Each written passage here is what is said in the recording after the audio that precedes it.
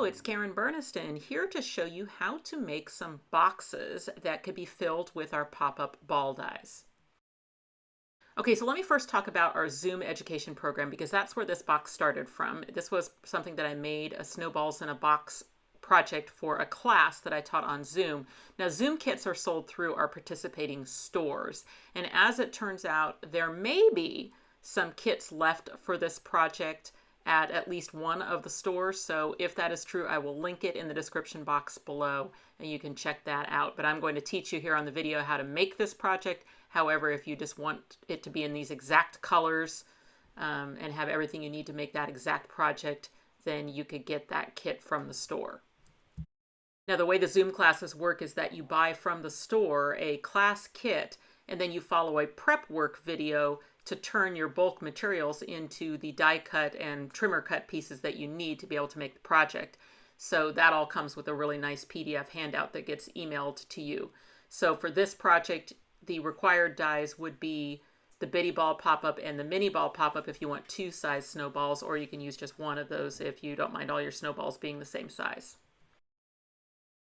Now, my students report that they plan to make these for the grandkids or maybe even some teenagers that, you want to just give some money or a gift card, and that would be kind of a fun way to present it. So the first size box I will cover will be the original from class, which is 4.5 inches square and then 1.25 inches in the depth. So definitely experiment, but I do like 100-pound heavyweight smooth cardstock for these boxes. But try it. That's all I say. Just give it a try with whatever you have on hand. It's just paper. All right, for the lid, I want to cut one of my pieces of cardstock down to 7 inches by 8 1/8 inches. So if you're not one that does eighths a lot, that's going to be right between 8 1/4. You're going to go basically just halve those two. We'll give you 8 1/8. And that's the size you want for the lid of the box. And then switching to the other piece of cardstock, I want to cut that down to 9 1/4 by 8 1/8 to be the box part. Okay, since this was a class, I did some fancy scoring diagrams for it for the handout, so I will put those up as a download on our website. Just check the description box below.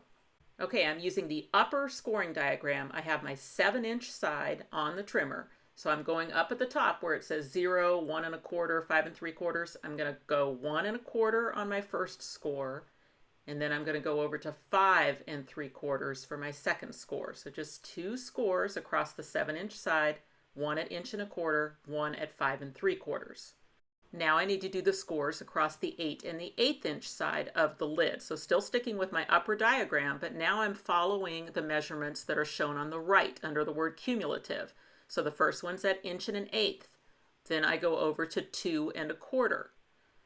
Then I need to score one more time, just 1/8 of an inch. So one tick mark further at 2 3/8. So those are very close together. Then I go all the way over here to 6 7/8 for my final score. So that is all the scoring that is done for the lid of the box. And that's all shown on that upper scoring diagram. And then it says mark an X in the 4 corners. Okay, now I'm going to switch to following the box scoring diagram. So first I want to put the longer side in the scoring board. So 9 1/4 is in the scoring board, and then I'm going to follow that upper cumulative set of numbers. 1 1/8 is my first one. 2 3/8 is my second one. Then I skip over to 6 7/8. Then 8 1/8. And then that's it. So there's 4 scores across the long side of the box. Okay, and they're shown there under those or above those black arrows on the cumulative side. Now I'm going to turn it. Now I've got my 8 1/8 in the scoring board, and I'm once again going to go cumulative. 1 1/4 is my first score. Then I'm going to go out to 5 3/4. Okay, and then 7. So it's shown both ways on the diagram. Cumulative if you have this type of scoring board where you want to just add it up as you go, or if you have a type of scoring board that you just want to do panels, the panel length is also shown. Okay, for the box, it also needs X's in the 4 corners, but on the bottom we're actually going to do 3 X's per side, so these 3 bottom little squares all get X's. Okay, so now the scoring is complete and I'm going to switch to doing the cutting. So there's a diagram for that as well. It'll be in that download. Just check the description box below. Okay, so step 1, it says cut away the X sections by cutting directly on the score lines. So I'm going to stick here with the lid first, and it's got 4 X sections to cut away, and I'm just using my scissors and cutting directly on the score lines to remove those 4 corners. So that was just the step 1 for the lid. So now I'm going to go on to step 2, which it says cut away all the wedges shown. So you'll see a little diagram up at the top. You just need to cut a little wedge. So there's no measurement for that, just a little triangle to come off of it in the corner, make it easier to fold in. On this first set of tabs, we want to cut right on the score line for the upper one. And remember, these are the two that are real close together. And then on the next one down, it can actually be wedged in. So a little bit into the panel, cut down towards the corner, and then take out the sliver in between them. Okay, so then I'm switched to this side. So the one that's up closest to the tab, that gets cut right on the line. And the one that is connected to the big panel, that can be wedged in and then the little sliver taken out. So I'm just doing what's shown on that cutting diagram for the lid. At the bottom, it says all we need to do is wedge these side panels at the bottom. And we're going to leave the very bottom panel just completely square. Okay, so that's all the cutting that needs to be done on the lid, except for we do want to round these corners. Now, unless you had the perfect corner rounder, your best bet is just to grab a circle of some sort. So I'm actually using a circle die just as a template, but it could be anything, anything that you've got that's a circle. Just line it up at the 2 corners and draw in an arc. And then I would use pencil for that. You can cut, right on the line or try and remove the line or whatever you want to do, but you can just take an eraser to it afterwards if any of the pencil lines remain. So now all the cutting is done and I'm ready to start working the folds of that lid. And I'm going to flip it over so that I'm folding towards the bump. And the 2 folds that are close together, a student gave a tip: if you fold them the opposite ways from each other at first, it makes it much easier to find them both. And then of course you can work them all to go the same way. And I even like to take a bone folder to all those folds because I want a nice crisp fold for this box. Okay, now I'm going to set that lid aside and get out the other part, which is for the box itself, because I need to get back to my cutting diagram again and do the cutting. So step 1, if you remember, is cut away the X sections by cutting directly on the score lines. So here at the bottom, you've got 3 X sections all joined together. So you can go in there and take them out as a chunk if you want. You don't have to cut out each one individually. That little piece that comes out is trash anyway. So however it's easiest to get in there and cut directly on the score lines to remove the set of 3 boxes at the bottom and 1 from each corner at the top. So step 2 is to do all the cuts and the wedges. So here at the top, I have to do a vertical cut on the score line to make that into a hinged tab. Same thing over here. So I'm doing the vertical cuts on the diagram that are shown as solid lines. Solid line means cut, dashed line means score. All right, turning that back around. Now I've got my 2 tabs up at the top. Here, these 2 side panels, they both get thin wedges on each side. So I just come in a little bit and then cut to the corner. So no need to measure on those, just a little wedge out of the side. And that is the side panels. All right, then turning it back around, I've got to make these bottom tabs into hinged tabs. And so in this case, we're going to cut on the score line from the side. So these 2 tabs are different than the ones at the top. They are not hinged in the same location. These ones are hinged to fold in like this. These ones are hinged to fold in the other way. All right, so looking at those 2 tabs at the bottom, now we want to take out a thicker wedge at the bottom. So this is the only kind of thicker wedge that we have to cut. You definitely do not have to sketch it in with a pencil, but I just wanted to do that on the video to kind of show you what I'm doing. So I'm basically going to cut up the score line just a smidge, a snip, okay, and then cut to that new corner, okay, so that it's a little bit of a thick wedge instead of the one that's just the plain triangle wedge. And again, if I had any pencil lines that remained, I could just take an eraser and remove them. And then the final one is just to do a regular thin wedge on the bottom panel. Okay, so now I am ready to work all the folds on this one. So I'm going to turn it around again so that the bump is up. Once again, I'm going to use my bone folder. I'm folding every single fold into the inside of the box. So every fold goes the same way. And just taking a bone folder and making some crisp folds. Okay, now I'm switching to my final diagram, which is my assembly diagram. And I'm going to go ahead and label my tabs according to the diagram, except for D. I'm not going to put the D's on because those will be seen, but all of the A's, B's, C's, and E's and F's will be covered up, so I can go ahead and label them. On the lid, I just have E at the bottom, F at the top, so just following the diagram to label those. All right, and then I'm going to just follow what it says to do, starting with A. So A says fold to the inside and glue down. Now I'm using my LINECO neutral pH adhesive in my fine tip bottle. We do sell both of those items on our website. I love that glue. It's very strong. It dries clear. It dries fast. And it just really seems to hold up over time. So I absolutely love that glue. Okay, next I'm going to do what it says to do with the B panel, which is just to fold to make a corner, no glue. So we're not going to put any glue on B at all. What's going to happen is we're going to put glue all over C, and then it's going to wrap up and over B and attach to the inside of B. But what we don't want is any adhesive on the outside of B. So see where the outside of B is, there's no adhesive.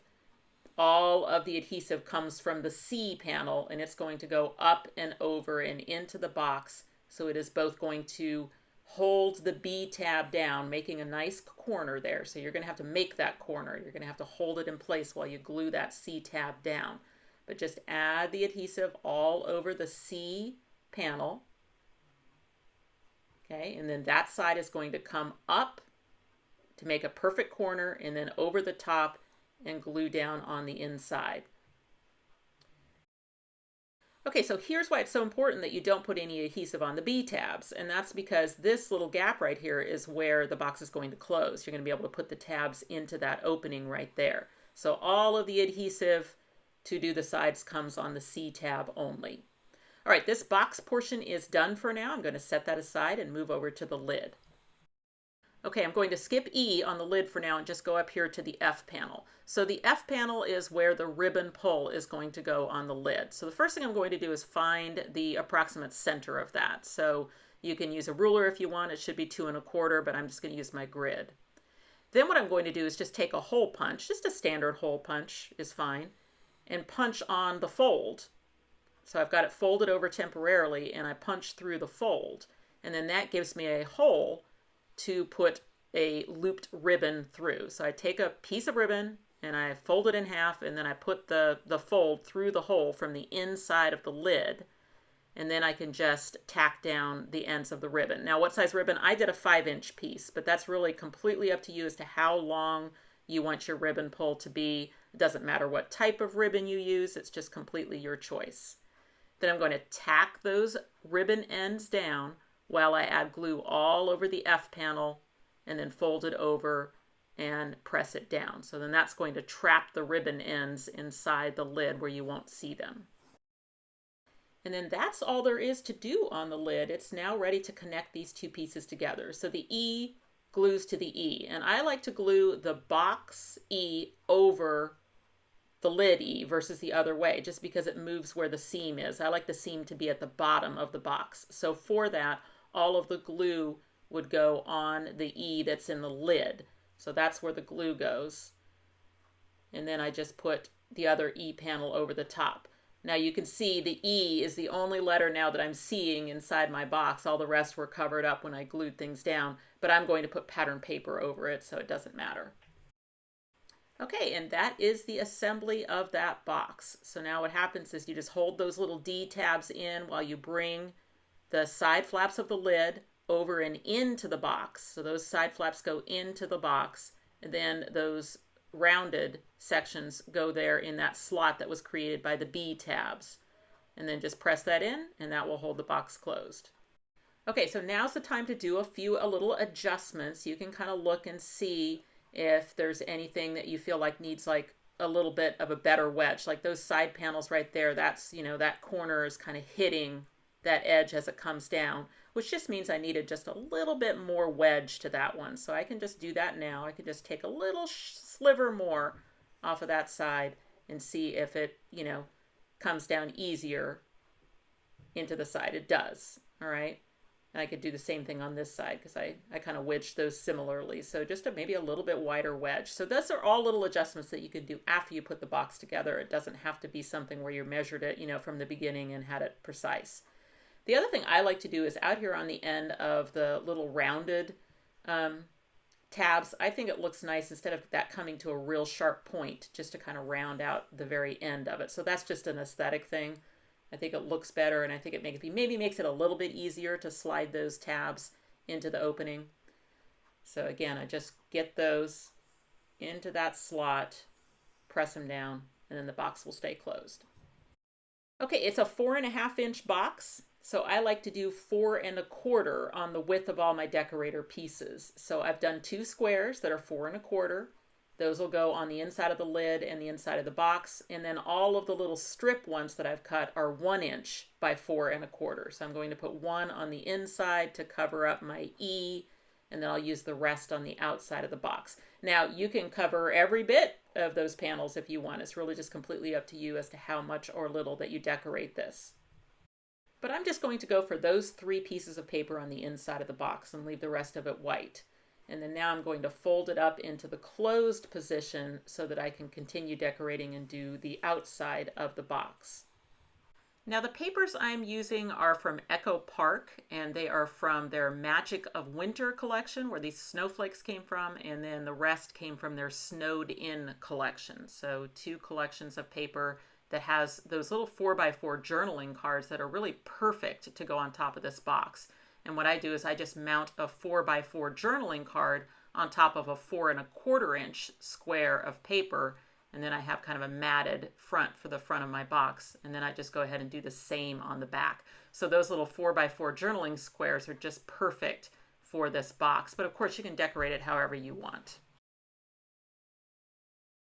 Now, one thing I noticed is that my white cardstock was just a little bit less heavyweight than the black cardstock I had used. And so what was happening is, whereas the black cardstock, the tabs were staying in really nicely, on the white one, I felt like if I pressed it, I could pop those tabs to start coming out maybe before I wanted them to. And I definitely don't want that when I've got it filled with snowballs. So what I need to do is I need to make just those little tabs that fold into the box a little bit thicker. And the way I'm going to do that is just add decorative pattern paper to those tabs. So just some scraps of the snowflake paper glued to the outside of those rounded tabs, and then I just flip it over and trim it to fit. So it will provide some decoration as well as some thickness, so that will help the function of the box to stay closed when it's loaded up with 6 little snowballs. Now those snowballs are cut with the bitty ball and the mini ball pop-up. I will link the assembly videos at the end of this video as well as in the description box below. But now it's thicker, so when I press on it, they don't pop out. I think it's important that we give credit where credit is due. And I first saw the idea of having a box filled with snowballs from one of our pop-up peeps. Jackie E. in Karen Burniston Pop-Up Peeps Facebook group last year made a box full of snowballs for her 15-year-old grandson. She posted a video of him opening it. She says he showed all of his friends. So definitely try one of these boxes with those teenagers. I think that they will really, really like it. And thank you, Jackie, for sharing that idea. So one of our students asked, well, could I modify the size of the box so that it could hold A2 size cards that I want to give somebody for Christmas? And I said, absolutely, easy to do. You've got the template, now just change the dimensions. In fact, an A2 size box was super easy because the width of 4.5 inches was already perfect. I just needed to lengthen the box from 4.5 to 5 3/4. So that just means adding that extra 1.25 inches to my dimensions for the length of the box for both the lid and the box portion. So you really can just take this template and, change out the inner panel to whatever you need it to be. And then as long as you're keeping the height the same at that 1.25 inches, then all of the other dimensions work fine. And then you can just, adjust it so that it becomes a rectangular box or a bigger square or whatever you want it to be. And assembly is going to be exactly the same. So you're still going to do the exact same process with your A, B, C, D, E and F tabs, but then you've just customized the size of it. Okay, so I used Maya Designs Happy Christmas line to decorate my A2 size card box. And so let's say I wanted to give this as a gift to someone with some already made up cards. I could throw the envelopes, A2 size, in the bottom of the box. And then I just grabbed some cards off the desk here, some made by me, some made by design team members. This is an Upsy Daisy card that I made. Here's one from Lois, that's a label charm pop-up card. Here's one by Karen Aiken, that is a wine train. Yes, please, sign me up, all aboard. Here's one by Kelly Booth, that's a cute little mini gnomes on the garden bench. And then another one that I made that is a Christmas tree pop-up. So just a variety of different pop-up cards, and even though those were pop-ups, I could still fit 5 of them and envelopes inside that box. And obviously if you were doing flat cards, you could make them, you could put even more inside there.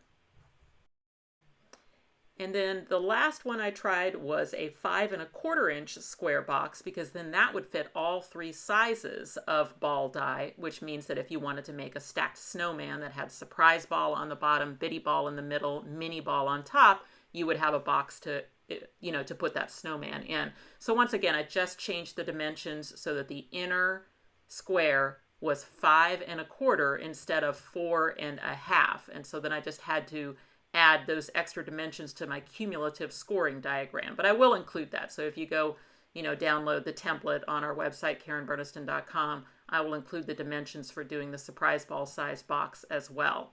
And then since I wanted to put a snowman inside mine, I'm going to put 2 little 3/4 inch strips of paper on either side, and I'm going to actually add those with pop dots. And then I have my snowman put on a square from our crosshatch squares, and then I'm going to rotate that so that the corners are underneath those strips. So then that will just keep the snowman from leaping all the way out of the box as the box opens. For decorating, I used those same Echo Park collections that I used on the snowball box, and then when it opens, the snowman will pop up, and it's easily removable for display, but it doesn't fling itself out of the box because it's trapped there on those corners. And when you're starting from 12 by 12 paper, you can make an even bigger box. So I think you could get probably 7 1/4 by 8 1/4 out of a 12 by 12 piece of paper. So you really do have a lot of choices in how you would customize the size of these boxes. Check the description box below for all of the information you need to get started on these fun boxes. Head over to Karen Burniston Pop-Up Peeps on Facebook to show us what you've made. We would love to see it. Thanks for watching. If you click on the website link, you'll go to KarenBurniston.com, where you can purchase these dies as well as find links to our other social media accounts. You can subscribe to this YouTube channel and check out some of my other videos. Thanks so much for watching, and I'll see you next time.